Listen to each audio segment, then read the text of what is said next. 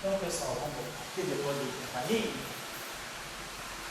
Então, o que nós estávamos falando é o seguinte, eu, francamente falando, eu nunca tinha experimentado uma situação como essa. A gente está acostumado aos casos mais padrão, mesmo com a anisotropia, com a eletrodinâmica anisotrópica que eu trabalhei, quebra de Lorentz, com supersimetria, eu nunca tinha chegado a uma situação em que a gente chega aparentemente a um disparate, né, entre o campo elétrico e o campo magnético que satisfaz equações tão diferentes. Mas eu acho que é interessante a gente pensar o seguinte, quem unifica o campo elétrico e o campo magnético são os potenciais, o φ e o A.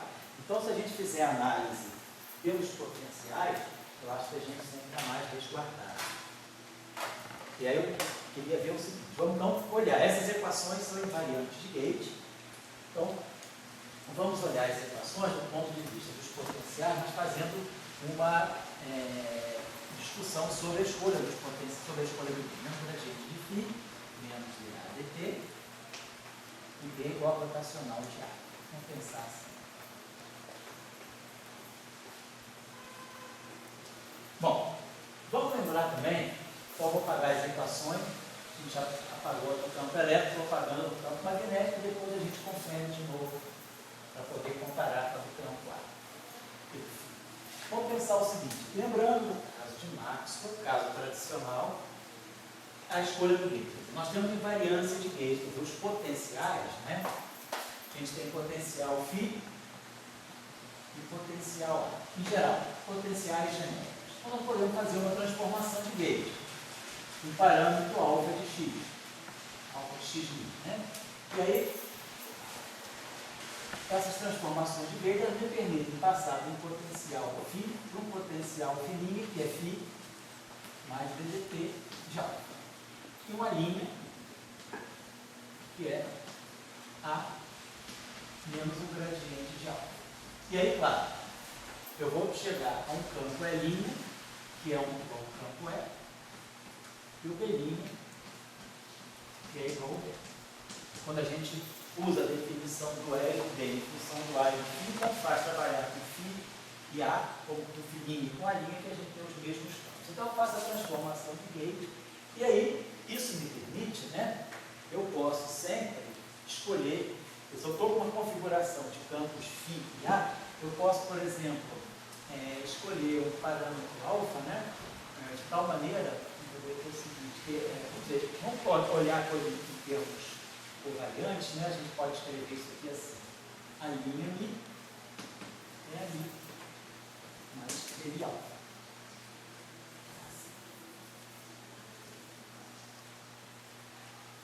E aí eu posso tirar a divergência, a quadra divergência dessa equação.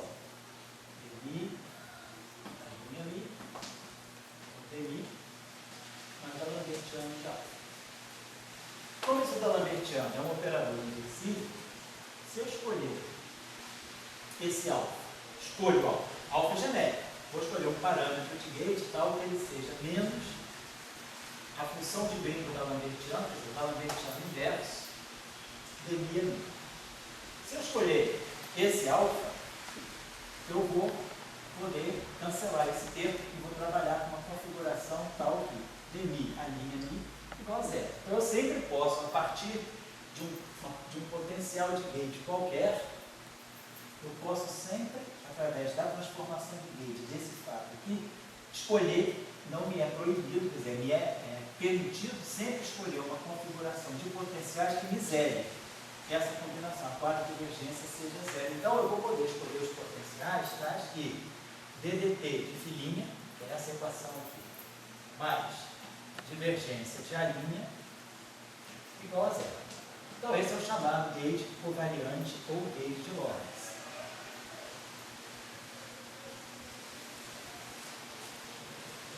Gauge covariante ou Gauge de Lorentz. Estou só revisando aqui rapidinho, né? Então, a gente pode sempre escolher os potenciais que satisfaçam essa condição. E nada acontece com os campos. Os campos não estão nem sentindo isso, porque eles estão no bastidor do campo, porque se eu trabalho com filinha com a linha ou com fio com alto campo, os campos não são. Muito bem. Porém, temos um dado a mais. Nós podemos ainda fazer uma segunda transformação de Gauge que preserve essa condição Então agora eu vou fazer uma segunda transformação de gauge com parâmetro beta de x', tal que eu vou com φ duas linhas igual a φ' mais ddt de beta. E A duas linhas igual a A menos gradiente de beta.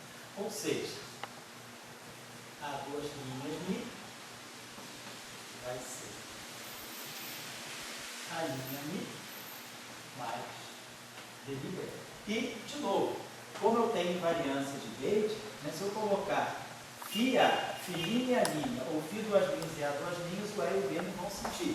Então eu vou chegar a uma família de campos E duas linhas, que é igual a E' e se mantém igual a E. E B duas linhas, que é igual a B', que é igual a... Então, eu tenho uma segunda simetria. Agora, mas eu não quero perder essa condição. Essa condição já foi fixada. Então eu vou escolher esse parâmetro beta de tal maneira que ele satisfaça essa equação. Beta é uma função de gauge, mas é uma função harmônica. Ou seja, d2 dt2 de beta é igual ao laplaciano de beta. Por quê? Porque se eu fizer essa transformação aqui, se eu jogar em cima do φ'linha mais ddt de beta, aí eu vou produzir um d2 dt2 de beta. Mais a divergência de A. Quando eu jogar em cima do A' essa grandeza, a linha menos gradiente de beta, eu vou produzir aqui menos laplaciano de beta. Então, se eu fizer essa transformação aqui, eu vou chegar daqui, eu vou chegar a essa condição dI, A duas linhas mi, igual a zero. Isso aqui não muda. Essa condição de gauge aqui, essa fixação desse gauge de Lorentz, não é perdida para esse potencial se beta satisfaz essa equação. É fácil da gente ver. Por quê? Se A duas linhas mi é igual a linha mi mais B beta, como eu estou colocando aqui, e aí agora eu tiro a divergência aqui, e aqui eu vou produzir um D'Alembertiano. Se o D'Alembertiano de beta é zero, se essa função é harmônica, então, ó, essa condição de gauge não é perdida. Então, eu faço uma segunda transformação de gauge que mantém o gauge de Lorentz, ou seja, ddt', né? ddt de φ duas linhas mais divergência de A duas linhas igual a zero. Então, eu não perco. E, ao mesmo tempo, eu ainda tenho liberdade para fazer. Se eu escolher uma função de gauge mais particular, satisfaz essa equação, que seja uma função harmônica. E que não altera. Então, dentro do gauge que eu havia escolhido, que é o gauge de Lorentz, eu ainda tenho liberdade de fazer uma outra transformação de gauge aqui dentro. Quer dizer, essa fixação de gauge, ela é invariante sobre essas transformações, desde que beta satisfaça essa condição. Agora, qual é a importância disso?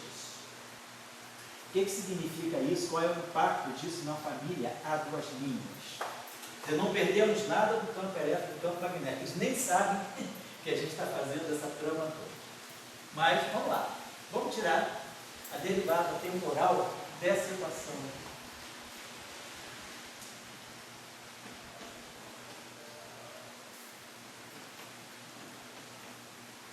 Mais d2 dt2. E aqui, como essa função é harmônica, nós tínhamos visto, a derivada temporal segunda de beta é o laplaciano de beta. Então eu posso, porque beta é uma função harmônica. Lembre-se disso. Beta é uma função harmônica. Então, a derivada temporal segunda de beta é o laplaciano de beta.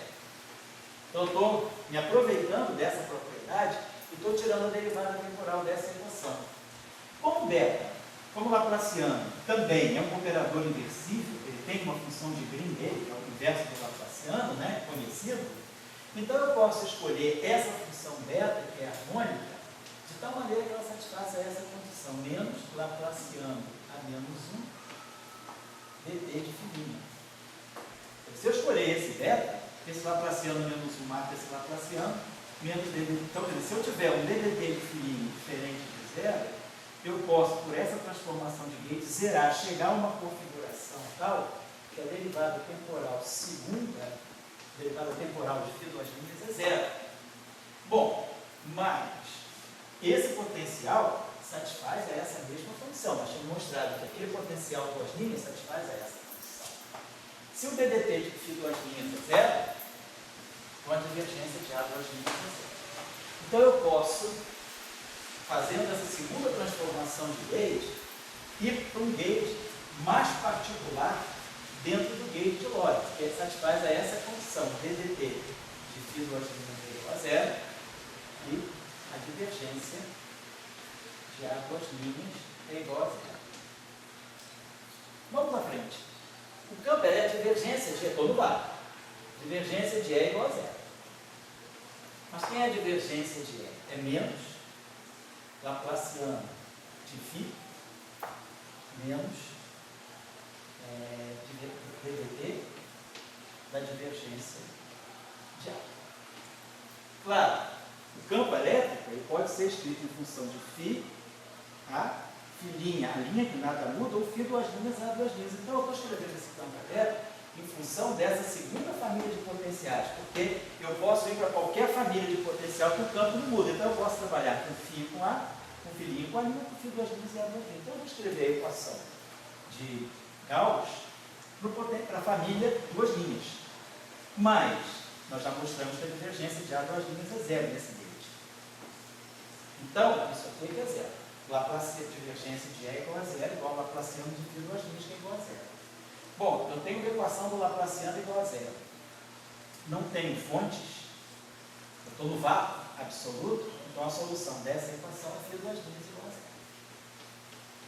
Então, eu cheguei finalmente a uma escolha de gauge bem propícia, que é, eu posso sempre trabalhar com a família de no vácuo, com a família de potenciais, φ duas linhas iguais a zero, e a divergência de A duas linhas também é igual a zero. Continua satisfazendo o gauge de Lorentz. Isso é zero e a divergência é zero.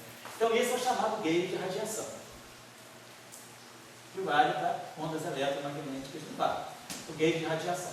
Então, quer dizer, quem vai de φ A para φ' linha, φ duas linhas, A duas linhas, é uma coisa que não ir para lugar nenhum. Isso me mostra que é sempre possível escolher potenciais de gauge no vácuo, as equações de Maxwell livres, de tal maneira que eu posso zerar o potencial elétrico e ter um potencial vetor magnético com divergência zero. Então, esse é o nosso gauge de radiação. Então, nós vamos trabalhar nesse gauge, que é o gauge físico mesmo, o gauge da radiação. Eu posso escolher, eu estou reduzindo o número de graus de liberdade ao mínimo. Aqui, realmente, ó, o fóton tem 2 graus de liberdade. O fóton tem 4 componentes, φ e as 3 componentes de A. Se o φ é zero, eu perdi 1 grau de liberdade. Se a divergência de A é igual a zero, é uma outra condição. O A é transverso.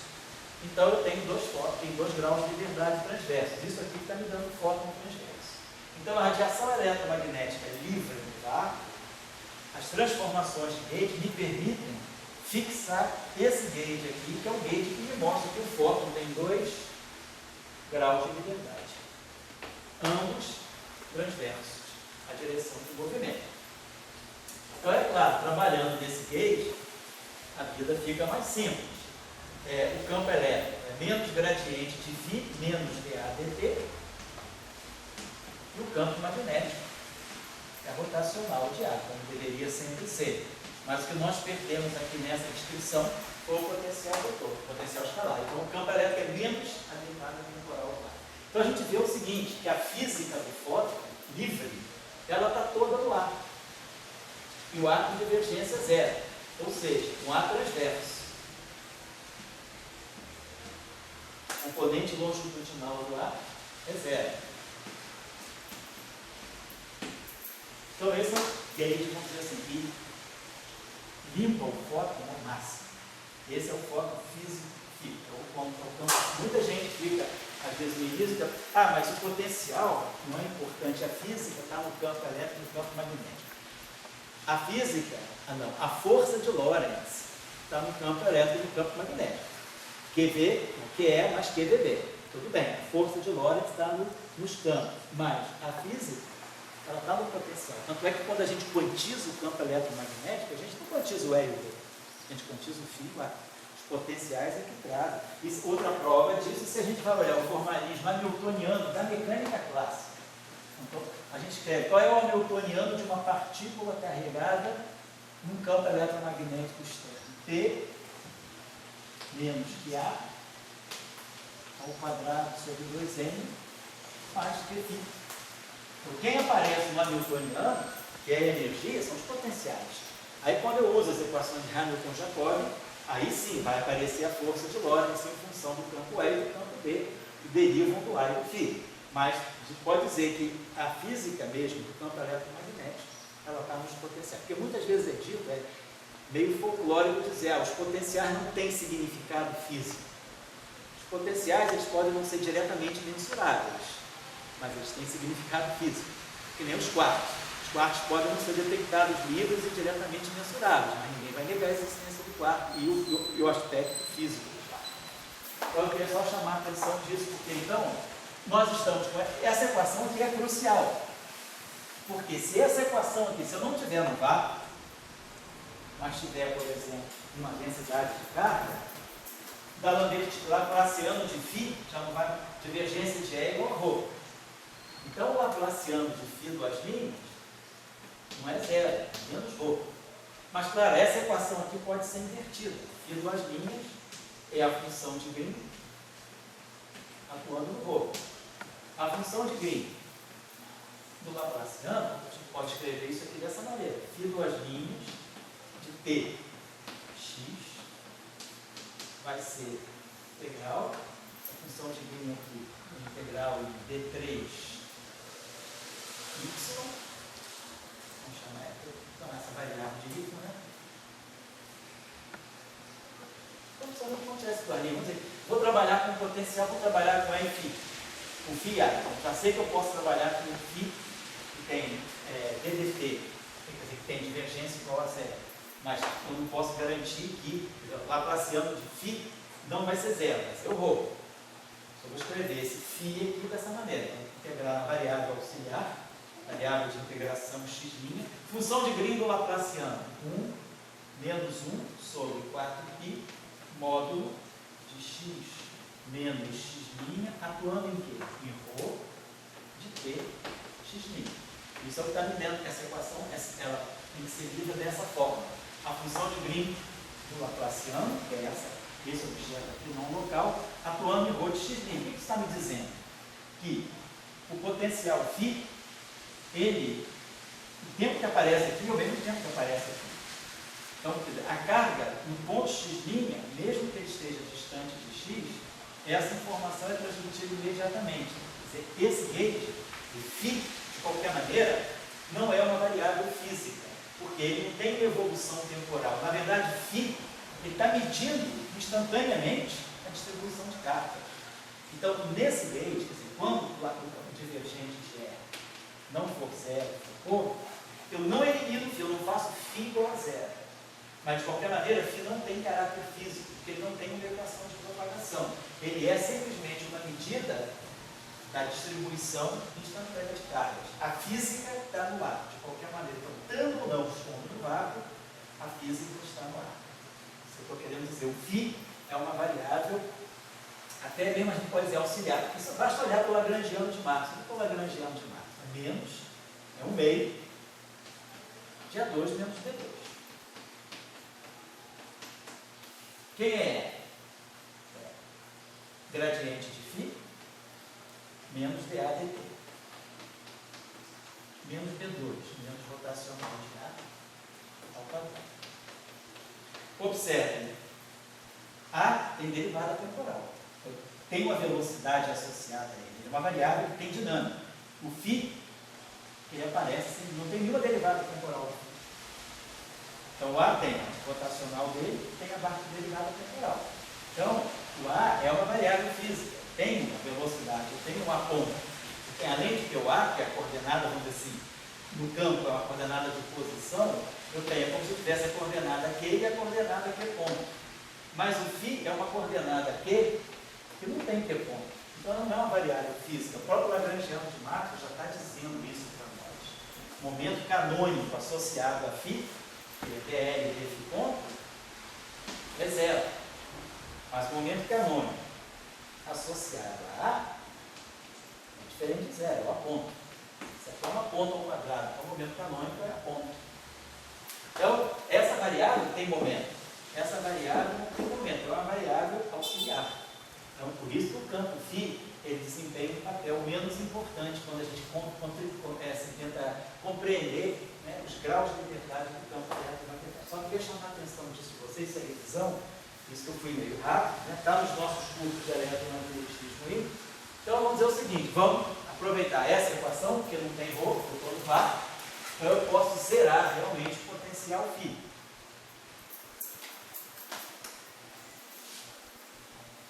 Então vamos trabalhar nesse gate. O gate, sempre que a gente vai resolver os potenciais, a gente precisa fixar o gate. Os potenciais eles pedem a fixação do gate. Os campos nem sabem disso, porque os campos não dependem do gate, os campos são invariantes de Deus. Só para lembrar vocês aqui também, disso aqui, ó, se a gente pega dmi, fmi igual a jmi, essa aqui é a equação para os campos E e B. Se eu passar para os potenciais, essa equação é D'Alembertiano, ani, menos dmi, ani, só botar, substituir, dmi ani menos dmi ani, igual a j ani. Então eu posso escrever essa equação assim, D'Alembertiano, delta, mi, menos dmi, atuando em ami, igual a j ani. Escrevendo essa equação. Então, o que eu quero? Eu quero resolver esse campo em função das correntes. Tem uma coisa assim, um operador, um campo e uma fonte. Quem é o campo? O campo é a função de Green vezes a fonte. Usando a função de Green, eu inverto o problema e resolvo o campo em função das fontes, que é o que eu quero. Só que esse operador aqui não é inversível. Esse operador é singular. E aí o que a gente faz? Então, quer dizer, não trabalhar com o potencial, você não consegue resolver o potencial se você não fixar o gate. Agora, se eu fixo o gate de Lorentz, dmi igual a zero, eu ganho a seguinte equação, D'Alembertiano de ami igual a jmi. D'Alembertiano de ami igual a jmi. Aí, claro, D'Alembertiano é inversível. Então, ani, D'Alembertiano menos 1, jmi. E aí todo mundo lembra, a gente continua no curso que a D'Alembertiano ani, D'Alembertiano menos 1 é a chamada função causal de Leonard Fischer, que é o potencial retardado. Então, conhecendo as fontes, eu conheço a função de Green do D'Alembertiano, que é a função de Green retardado, e calculo o potencial. Mas eu não consigo fazer isso sem fixar o gate. Então, para mexer com o potencial, a gente é inevitável ter que fixar o gate. Na teoria quântica, a gente não resolve. Não preciso calcular campo. A teoria quântica tem indeterminação, mas eu preciso fixar o gate para poder tirar o propagador de fora. Então, eu só queria chamar a atenção desse fato que trabalhar com os potenciais pressupõe que nós tenhamos que fixar o gate. Mas esse não é o problema. A invariância de gate da simetria, da teoria é que me permite fixar o gate. A invariância é tão importante que eu fixo o gate sem alterar a física, não mexo com os campos, com as forças, né? E B. Então, é importante fixar o gate. Então, isso nós vamos fazer. Vamos olhar a nossa discussão, porque qual é o nosso problema? O nosso problema é que nós chegamos a uma equação de onda para E, que é muito diferente da equação de onda para B. E aí a pergunta é, o que está acontecendo? Eu tenho duas categorias de relações de dispersão distintas, relações de dispersão para E e relação de dispersão para B. Então, vamos tirar a prova pensando o seguinte, quem é que unifica E e B? É o A. Então vamos olhar as equações de onda do ponto de vista dos potenciais. E aí, para isso, a gente já vai trabalhar no chamado gate de radiação. Então eu posso já sempre, fazendo aquela cadeinha, eu posso sempre pensar, quando eu cheguei no fim das linhas e no A ele vai contar. Eu posso começar daqui, eu posso sempre escolher φ igual a zero e A com divergência zero. Então nós vamos trabalhar no gate de radiação para ver como é que fica a equação de onda para o ar. Então, a primeira equação, divergência de E, vai ficar... gradiente de φ menos... então, essa equação aqui é trivialmente satisfeita, porque vai ficar divergência de E menos gradiente de φ menos dA de T igual a zero. Então, vamos lá. Φ igual a zero, não tem φ. E a divergência de A igual a zero. Então, essa equação fica zero igual a zero. Então, a equação de Gauss já é trivialmente satisfeita. As duas equações homogêneas também são trivialmente satisfeitas por causa dos potenciais. Então, sobra só essa equação para a gente analisar. Basta colocar aqui o D em função do A e o E em função do φ é zero. Então vamos lá. B é rotacional de A. Rotacional do rotacional de A. Mais B1 sobre C1. B vetorial gradiente de B escalar rotacional de A.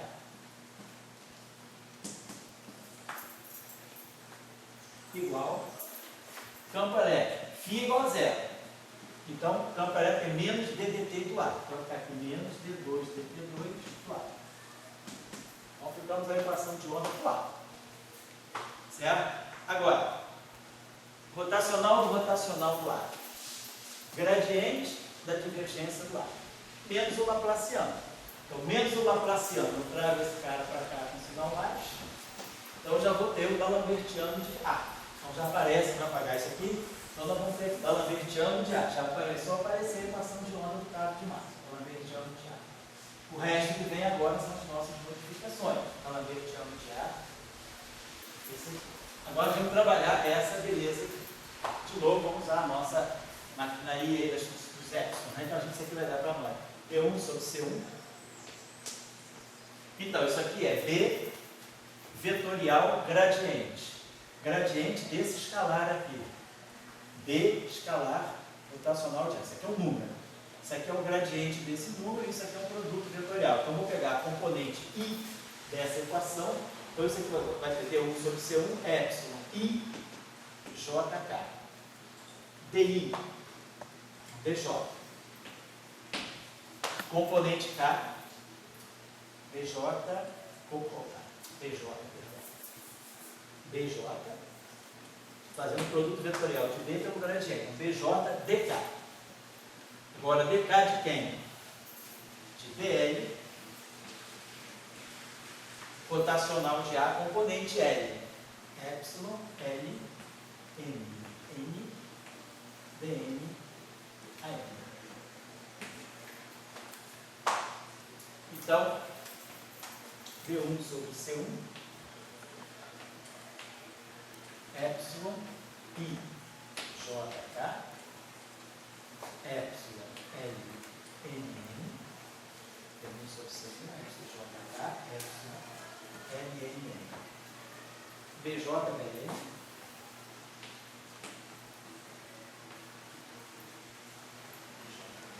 DK, DN, AM. Tá? Tudo certo. Deixa eu apagar isso aqui.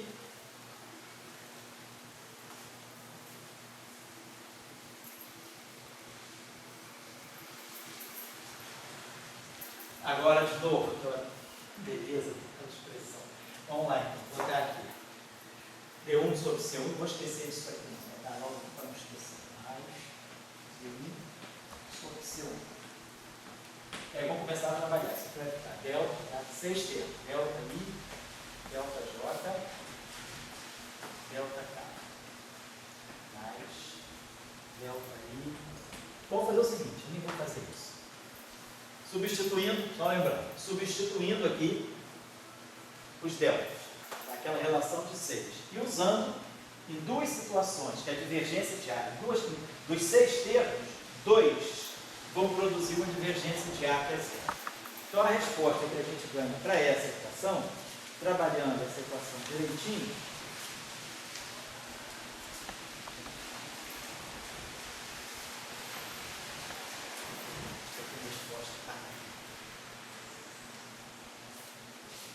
trabalhando a equação do A direitinho, quer dizer, só substituindo, aí agora é só cálculo assim de mau jeito, substituindo tudo, vamos ter 6 termos, dos quais tem aquele termo, e aqui vai gerar 6 termos, dos quais 2 são zero. Então a equação do A vai sair exatamente assim.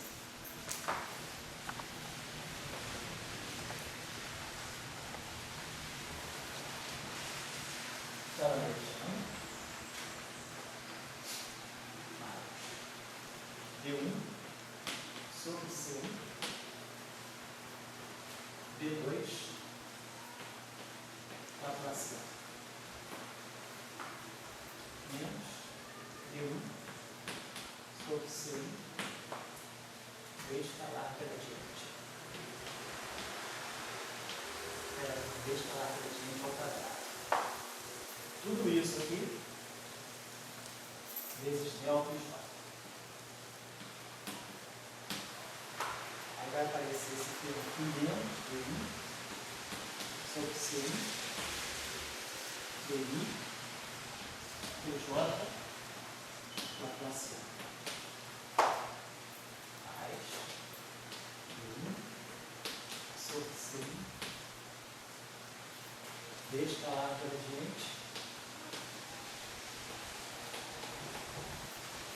DJ, DI. Tudo isso aqui atuando nessa.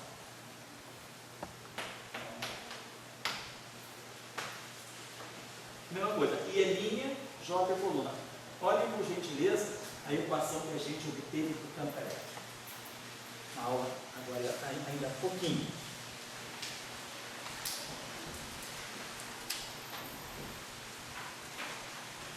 Né? É igualzinho. Na Lambertiano, não é isso? Mais D1 sobre C1, D2 Laplaciano, né? Menos. Certinho? Então, o A já está começando a mostrar para nós uma coisa. A equação do A é a equação do E. Certo? A gente já está vendo que o A mostrou aqui aquela equação do OK. Vamos agora pegar a equação do B, que a gente acabou de fazer na aula passada. Anteriormente, eu escrevi aqui a nossa equação do B. Vou escrever a equação do B que nós obtivemos em Bobó. Ela é, vou escrever em forma vetorial a equação do B. Então a equação do A fica igual à equação do E, do campo elétrico. Então a relação de dispersão do A vai dar a relação de dispersão do E. Vamos pegar a equação do B. Eu tinha escrito dessa forma assim. Nós tínhamos esse D'Alembertiano do B. Vamos pegar em forma vetorial. Tínhamos esse D'Alembertiano do B mais D1 sobre C1, B, Laplaciano de B escalar B.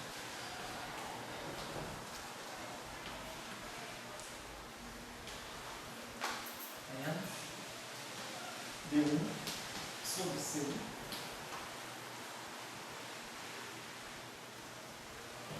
gradiente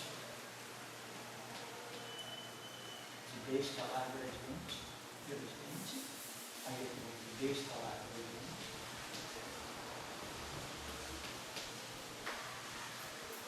B escalar gradiente.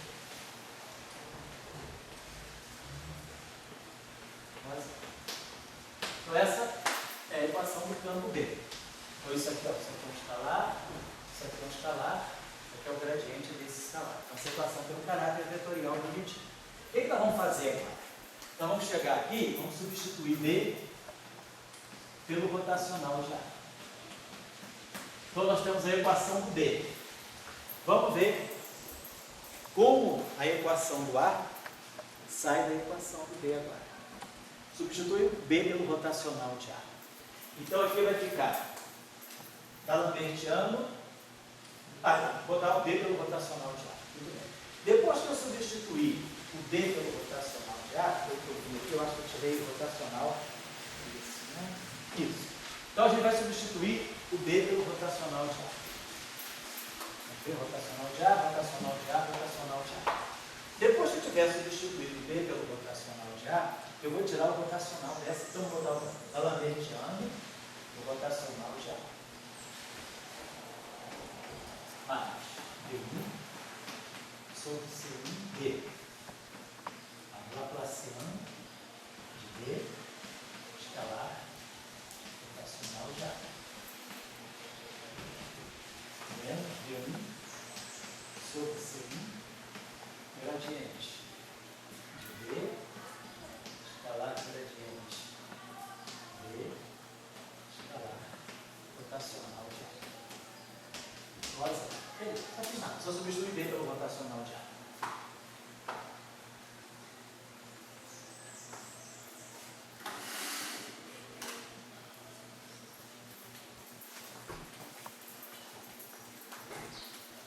Tá lá? Os escribas aí, pode colocar na calma para ver. Acabou, Marcelo? Tá rápido, né? Agora, mais uma operação. Tira esse rotacional dessa equação. Por que vai ser interessante? Porque o rotacional, isso aqui, é um gradiente de tudo isso aqui. Isso aqui é um escalar, isso aqui também é um escalar. Então, o rotacional do gradiente é zero. Então, se eu tirar o rotacional dessa equação, esse termo morre. Vou tirar o rotacional dessa equação. Aí eu vou ter aqui rotacional, vai ficar da lambertiana do rotacional de A, mais D1 sobre C1, rotacional de tudo isso aqui. Bom, rotacional do A é gradiente da divergência, que é zero, menos o Laplaciano. Então, esse termo aqui, ele vai dar para nós menos Laplaciano da lambertiana do A. Porque o divergente de A vai dar zero. E aqui, eu tenho esse Laplaciano. Esse Laplaciano é bonzinho. Ele passa daqui para fora. Isso aqui é constante, então esse Laplaciano pode ficar aqui, mas o Laplaciano computa com o rotacional. Eu posso escrever esse termo assim também, D1 sobre C1, Laplaciano. Aí vai ficar rotacional de D escalar, rotacional de A. Igual a zero. Tem um Laplaciano. O que eu vou fazer aqui? De novo, eu tenho que calcular isso aqui. Isso aqui é essa equação componente I. Pegar I aqui. Então, eu vou pegar a iésima componente desse rotacional. Vai ser epsilon I JK dJ. Pegando a iésima componente do rotacional. Componente K disso tudo aqui. Vai ficar BK. E aí vai ficar BM. Rotacional de A, componente M. Epsilon. Vou botar aqui. Epsilon L, DM. Aí, deixa eu retornar aqui. Ó. Aqui é o rotacional. Vou pegar a iésima componente desse rotacional. Vai ficar Epsilon IJK. DJ. E a componente K desse vetor. Mas a componente K desse vetor é esse BK. Isso aqui é um escalar. Então ficou BK. E aí quem é D escalar rotacional de L? É DL, componente L do rotacional. Ficou BL, epsilon L, N, DN. De novo, faço aquela historinha de contrair os épsilons. Vai dar aqueles 6 termos. Algumas vezes eu vou produzir divergência lá. E aí essa equação no final do dia, fazendo esse cálculozinho, essa equação vai dar para vocês a seguinte coisa. Vai ficar aqui Laplaciano. E aqui vão ter exatamente o Laplaciano atuando na equação de onda.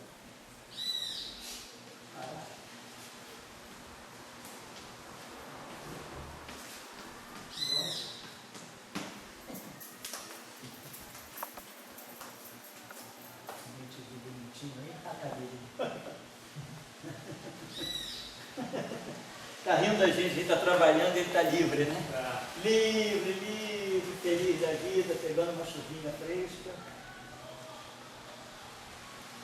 Que bonitinho. Estou debochando do nome, né, Marcelo? Está rindo, né? O homem é um escravo, né? Isso que é o inteligente da história. Oi? Isso é o inteligente da história. Pois é, né? Ele livre, anda, querido, feliz da vida cantando. Vamos lá. Nós, prisioneiros, conhecimento, vamos lá. Então, pessoal, olha que coisa interessante. A equação de D, ela produziu um laplaciano em cima. Se a gente fizer isso aqui, vai dar exatamente a equação de onda do ar. Como o laplaciano é um operador não estático, é um operador estático, ele não tem derivada temporal, ele é reversível, na verdade, quem é zero é isso aqui. Então, a gente ganha a equação de onda do ar, a equação de onda do ar está dentro da equação de D. Então, está tudo igual. Então, apesar das equações de onda terem caras diferentes, né, a do A sai igual a do E. A do D fica diferente, mas a partir da equação do D sai exatamente a equação do A. Então, toda a física está realmente na equação de onda do A. Então, a gente tirou a equação de onda do ar. Na próxima aula, nós vamos trabalhar as relações de dispersão. Finalmente, nós temos uma equação de onda, né, que não é tão trivialzinha, mas a gente vai poder estudar. A gente vai ter que tirar a relação de dispersão. Quer dizer, a equação de onda do ar ficou nessa forma assim.